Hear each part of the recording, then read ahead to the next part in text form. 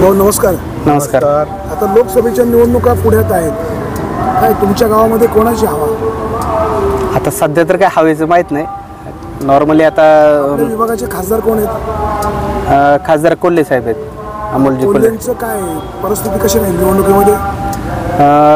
त्यांचंच पार्ट सध्या हे होऊ शकतं, म्हणजे जास्त प्रचलित आहे. प्रचलित आहे. हो हो. आता माझे खासदार शिवाजी आढळराव ते सुद्धा निवडणुकीच्या मैदानामध्ये उतरले आहेतच. दोघांचा सामना होईल.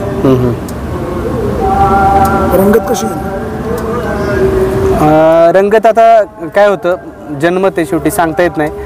परंतु आढळरावांच्या बाबतीत जर बोलायचं म्हटलं तर आता त्यांनी कसं केलं, म्हणजे थोडक्यात राष्ट्रवादीच्या इकडं प्रवेश केलेला आहे. कदाचित एक असं बाकी लोकांचं असं म्हणणं येतं की, किंवा वैयक्तिक असं एक माझं एक म्हणणं आहे, कदाचित ते अपक्ष राहिले असते तर चांगल्या लीड घेतलं असतं. पण जर समजा ते अजितदाच्या गटामध्ये जर गेलेत तर कदाचित थोडंसं जन्मत त्यांना कमी राहील असं आहे.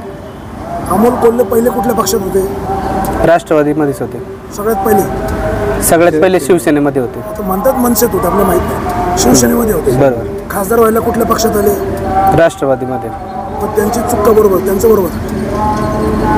आता कसं आहे, त्यावेळेसची भूमिका होती त्यांना एक सोयीनुसार नाही, सोयीनुसार नाही, शेवटी त्यांना एक चान्स तिकडून नसता भेटला, तो इकडून भेटला त्यांना. मग त्यांनी केलं ते चांगलं केलं, यांनी केलं ते चुकीचं असेल.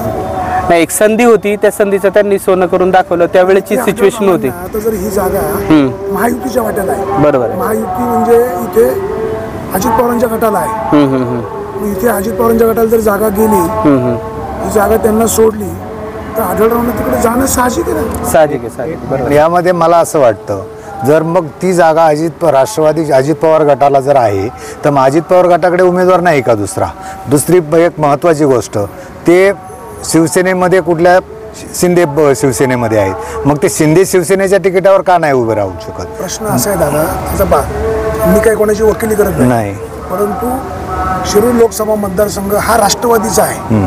पक्ष फुटला हा भाग वेगळा. मग त्यांच्याकडे मेरिटमध्ये शिवाजीराव आढळराव 5 वर्ष प्रयत्न करतायत.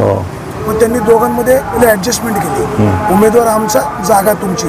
ही ऍडजस्टमेंट आहे. ही ऍडजस्टमेंट आहे. मला एक सांगा, आज दिल्लीपासून पार गल्लीपर्यंत प्रत्येकजण निवडून आल्यानंतर कुठल्याही पक्षात इकडून तिकडे जातो. जनतेचं किंवा मतदारांचं कोणाचं ऐकलं जातं? ऐका ना, 1 मिनिट माझं बोलणं. मग ते हे होत असताना यांच्या सोयीप्रमाणे यांनी पक्ष बदलायचे, हे फक्त खासदार झाले पाहिजेत. अमोल कोल्हे असू द्या किंवा आढळराव असू द्या, सगळे एका माळेचे मणी आहेत. बरोबर. मग हे कायदा असा करतील का बाबा, का जो ज्या पक्षातून निवडून आलाय, पक्ष त्याला बदलण्याच्या वेळेस त्याने राजीनामा देऊन एवढ्या जनतेचे ज्यांनी मतं दिली आहेत त्यांच्या मताचा विचार करून त्याने राजीनामा देऊन पुन्हा निवडणूक लढवावी, हा कायदा करू शकतात? त्या उमेदवाराने एक प्रतिज्ञापत्र केलं पाहिजे की मी ज्या पक्षातनं आता उभा राहिलोय त्याच पक्षापर्यंत शेवटपर्यंत राहील, माझी खासदारकी संपते. आढळरावांची गॅरंटी आहे का अजितदादा बरोबर राहण्याची 5 वर्ष? कोल्हेंची आहे का? कोल्हेंची आहे की नाही? 5 वर्ष ते होते अगोदर. प्रश्न असा आहे, नाही लागू की नाही? नाही, दोघांना आहे. आता बघा, ज्या वेळेस अजित पवार भाजप सोबत गेले, पदवीला कोल्हे पण गेलते का नाही? अहो, आता हे सर्व जुनं झालं. ऐका ना तुम्ही, ऐका ना. आज सांगतो भाजपमध्ये गेले, 70,000 कोटीचा घोटाळा केला म्हणून त्यांच्यावर ईडी लागली, म्हणून ते पळाले. उद्या यांच्यावरती पण लागली का हे पण जातील. एक मुद्दा क्लिअर करू.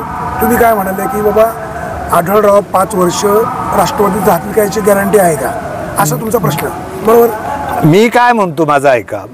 जो आतापर्यंत एवढे आता 400च्या लीडने येणार आहे भाजप, एक मुद्दा सांगतो. हे एवढा एक कायदा पास करतील का, ज्या मतदारसंघातून ज्या पक्षाच्या निवडणुकी चिन्हावर ते निवडून आलेत त्यांना जर पक्ष बदलायचा तर त्या पक्षाचा राजीनामा देऊनच त्याने दुसऱ्या पक्षात जावं, अशी तुमची मागणी ना? हो. तुमचा मुद्दा काय होता की शिवाजी आढळराव या पक्षामध्ये 5 वर्ष राहतील का?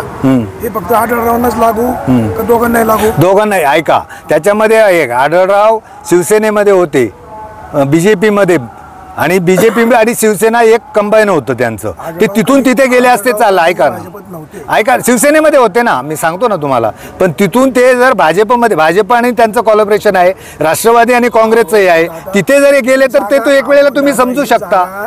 राष्ट्रवादीची आहे, तुम्ही समजून घेत नाही. जागेचा प्रश्न नाही, तुमचं स्वतःचं कर्तृत्व पाहिजे ना. पॉलिटिकल ऍडजस्टमेंट त्यांनी केली. मग त्यांचं काही करू शकतात ते. आपलं माझं कुठं काय म्हणणं आपण काय त्याच्याबद्दल बोलू. खरं गेलं पाहिजे. खरं काय, हा खरं तेच मी सांगतो. आढळरावांनी पक्ष बदलला नाही पाहिजे, हे कोल्हेंना पण लागू की नाही. हो, आता ज्यावेळेस अजित पवारांनी शपथ घेतली आता भाजपसोबत, कोल्हे सुद्धा गेले होते की नाही. हो, कोल्हे तिथं गेले, काय काय बोलले, कोणाकोणाचे नतमस्तक झाले, हे वास्तव आहे. वास्तव आहे. शेवटी लोक निवडून कोण येईल, काय होईल, आता याच्यामध्ये माझ्या माहितीप्रमाणे मी तुम्हाला सांगतो, कोल्हे ज्या वेळेला राष्ट्रवादीमध्ये आले त्यावेळेला त्यांचा कुठलं तरी पिक्चरचं काहीतरी शूटिंगचं काम होतं आणि त्यावेळेला त्यांना ती गरज पडली, शिवसेनेमध्ये ती पूर्ण झाली नाही म्हणून ते राष्ट्रवादीला, असं माझ्या ऐकवत आहे. ऐकू माहिती. हा, खरं खोटं तुम्हाला माहितच आहे. त्यांना माहिती, दोघांना. कोल्हेंना त्यांच्या नेत्यांना. बस बघूया, त्याचा मताचा विचार आहे जो तो. शेवटी जनता खूप आता सर्व हे फेसबुक लाईव्ह याच्यामुळे सर्वांना माहीत पडतंय कोणाचं काय आहे, कोणाचं काय आहे ते, पण बोलत नाहीत. राजकीय मंडळी ज्या पद्धतीनं कोलंट उड्या मारतात, हे चूक आहे. आतापर्यंत मी म्हणतो भाजपने एवढं ईडी सीबीआय जेवढं चाललंय ना, याच्याऐवजी एक कायदा केला असताना का जो निवडून आलाय त्या पक्षावर दुसरीकडे जाताना राजीनामा देऊन ये, भाजपमध्ये घेताना. तुमच्याकडचं सोनं मी विकत घेतो, ही चूक माझी एकट्याची नाही, जो सत्ता चालवतो त्याची. एक लक्षात घ्या, तुम्ही भाजपत का आले. मी भाजपत गेलो नाही गेलो त्याच्याशी ईडी मुळे. तुम्ही चोर आहे की नाही. मग तिथे गेल्यावर काय धुतलं गेलं का वॉशिंग मशीन. मग काँग्रेसवाले तेच बोलतात. लक्षात घ्या, त्यांच्या सगळ्यांच्या चौकशा चालूच आहे. कोण म्हणतो भुजबळाच्या फाईलचं काय झालं. अहो त्यांनी ईडीनं सांगितलं तिथे फाईल गाळ झाली म्हणून. दादा नीट माहिती घ्या. अहो मी घेतो, मी चांगल्या बातम्या, मी चांगलं सर्व ऐकतो. दिलेली नाही, क्लीन चिट नाही, फाईल गाळ झाली म्हणून सांगितलं ईडीने.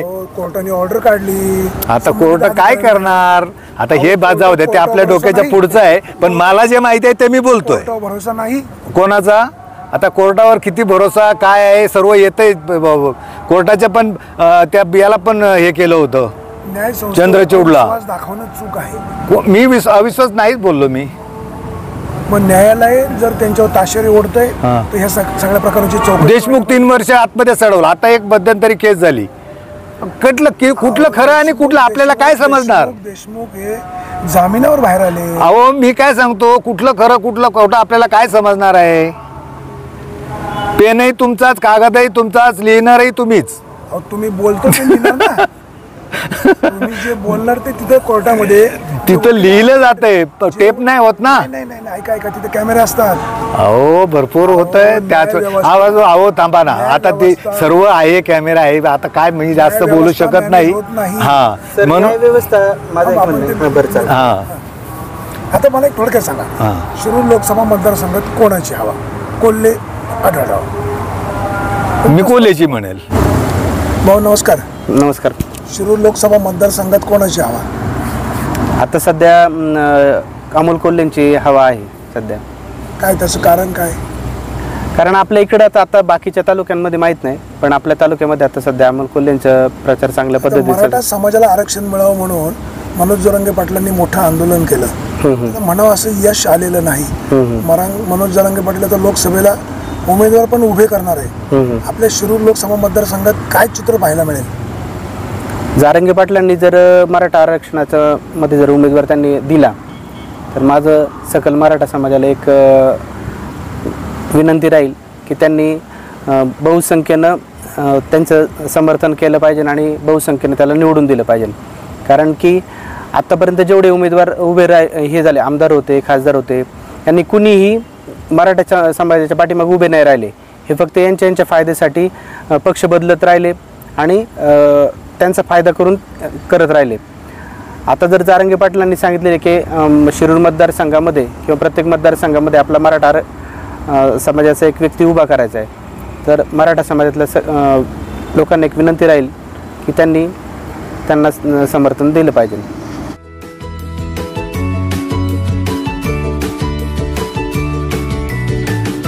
बातम्या शेतीच्या, बातम्या मातीच्या, बातम्या अन्यायाच्या, गुन्हेगारीच्या,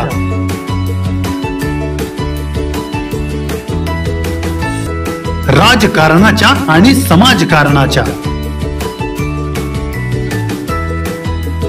शोषणाविरुद्ध बुलंद आवाज, जनसामान्यांच्या हुंकाराची गाज, सत्कार्याला प्रोत्साहन,